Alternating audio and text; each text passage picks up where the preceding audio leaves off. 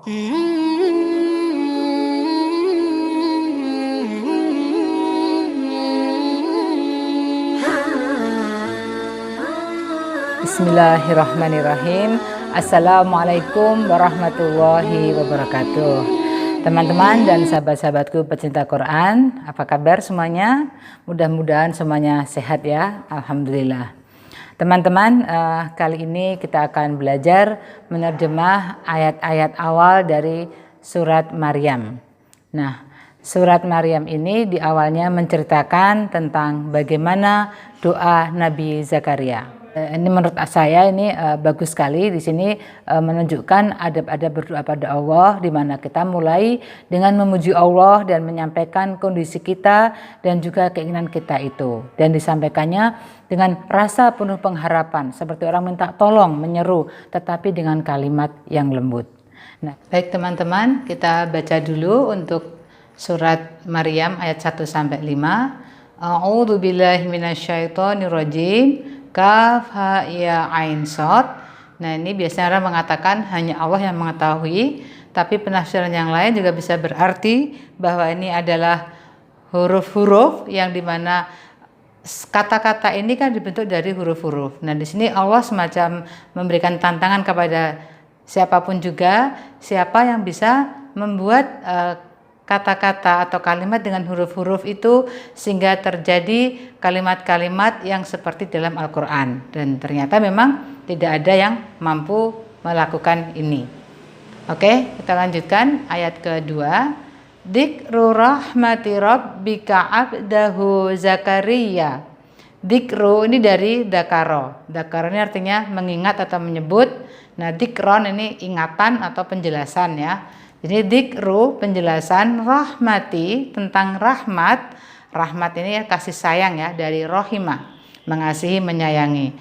Rahmati rabbika tentang rahmat Tuhanmu. Rabbi itu Tuhan, kain engkau.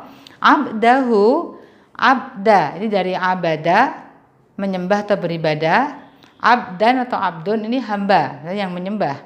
Abdahu kepada hambanya, di sini adalah Allah, maksudnya kepada hamba Allah. Siapa? Zakaria, yang bernama Zakaria.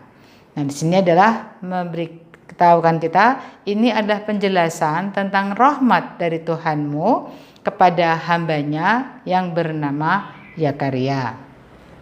Kemudian idnada rabbahu nidaan khafiyya.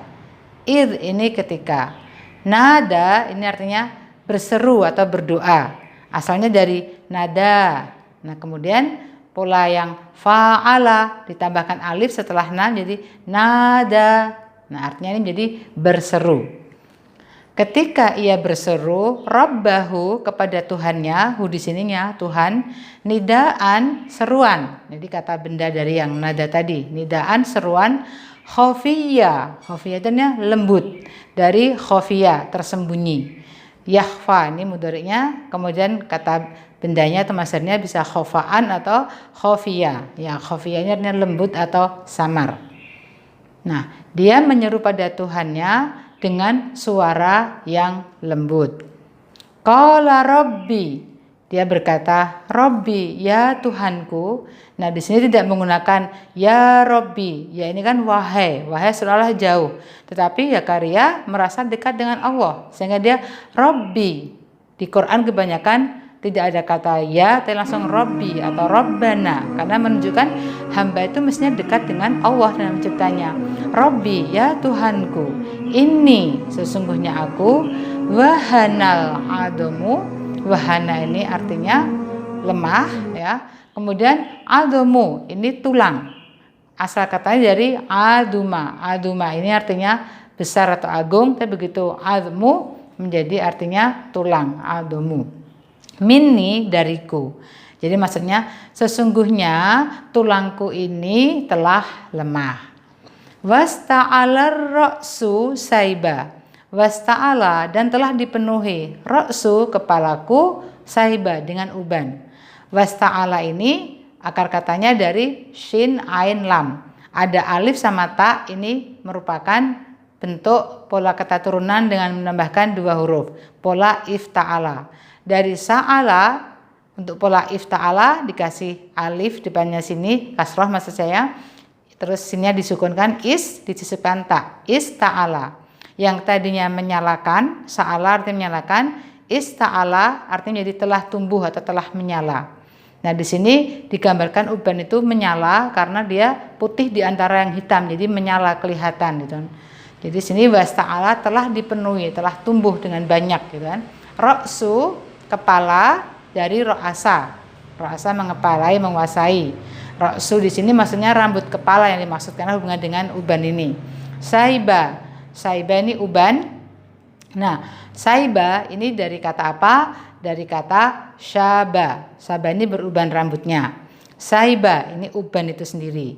Nah, kakak Nabi Muhammad juga disebut Saibah nama lainnya. Abdul Muthalib itu nama lainnya Saibah karena dari kecil dia sudah putih rambutnya. Nah, di sini dibilang bahwa telah dipenuhi uban di kepalaku. Walam akum bidu'aika, dan belum pernah, walam dan belum pernah, aku menjadi, akun ini dari kana yakunu.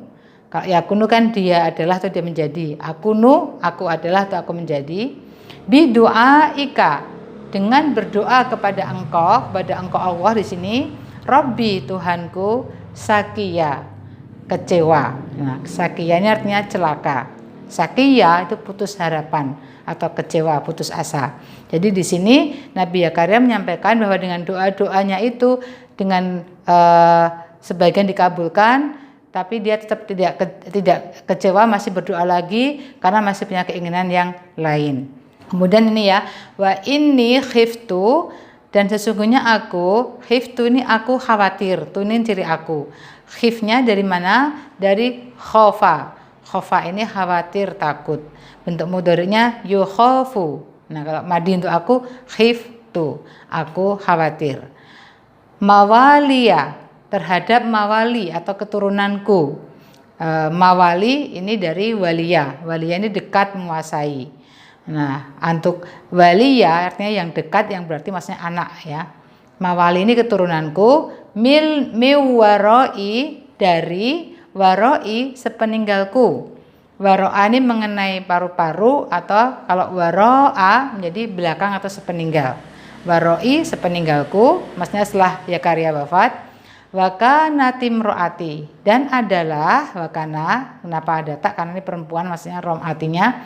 Imroati itu istriku, dari maro'a. Maro'a artinya baik, enak rasanya.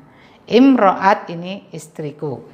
Akiro artinya mandul, seorang yang mandul. Dari akoro artinya menyembelih. Akiron yang menyembelih. Nah, di sini artikan mandul. Sudah tidak ada anaknya lagi, nggak bisa punya anak. Fahabli, maka anugerahkanlah padaku. Fa ini maka, hab ini anugerahkanlah li padaku. Hab ini dari kata wahaba. Wahaba menganugerahi, yahabu bentuk mudhari, amarnya menjadi hab, berilah atau anugerahilah. Mil ladungka waliya, dari sisi engkau waliya, seorang anak.